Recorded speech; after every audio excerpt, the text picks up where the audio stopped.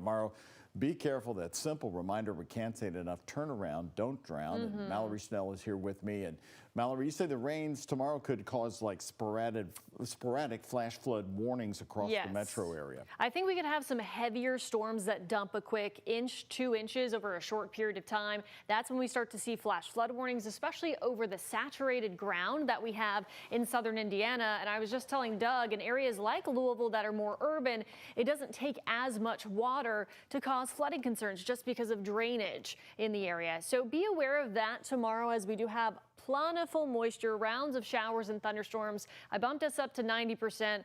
That's basically a washout for your Friday. Saturday, we're at 60, nudging potentially down to 40. I hope that drier trend continues so we can get at least some dry time in this weekend. Trending a bit quieter Saturday evening, Saturday night into at least the first half of Sunday before more scattered activity returns. But you'll notice here, no 0%, no 20%. We do have just daily doses of showers and thunderstorms in the forecast through the 7-day outlook. But as we've been talking about the drought, we certainly need the rain, especially in our southernmost counties. So things have been kind of the opposite of this map in terms of where the rain has fallen, or the heaviest rain at least has been over primarily southern Indiana, with Saturday's rain, with Monday's rain. Louisville has been right on the edge of that. Now, thankfully, yesterday, the radar certainly filled in for all of us. We had more rain around today, especially down to the south. It was much lighter today, but with all the rounds of rain in the forecast, we could pick up an additional 1 to 4+ inches of rainfall over the next 7 days over some of those areas that definitely need it. So that is some good news. Not ideal with the timing, of course, of the holiday weekend, with kids getting out of school, with graduations and the like. But once again, we need the rain.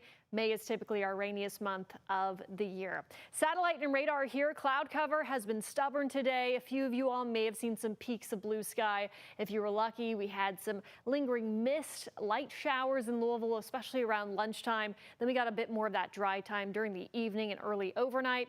Tomorrow, we do have a level 1 out of 5 in terms of severe weather outlook. And it is a conditional one because we don't have off the charts fuel tomorrow, but we have a lot of shear, which is a lot of spin. So if some of these storms can tap into some fuel, they do have the opportunity to tap into some rotation. We'll have to watch that for that isolated spin-up tornado threat tomorrow. It's low, but it's not zero. And as I mentioned before, heavy rainfall will really be a widespread risk tomorrow. That's what you're seeing in the green and yellow here. So be aware that we could have some localized flash flooding concerns.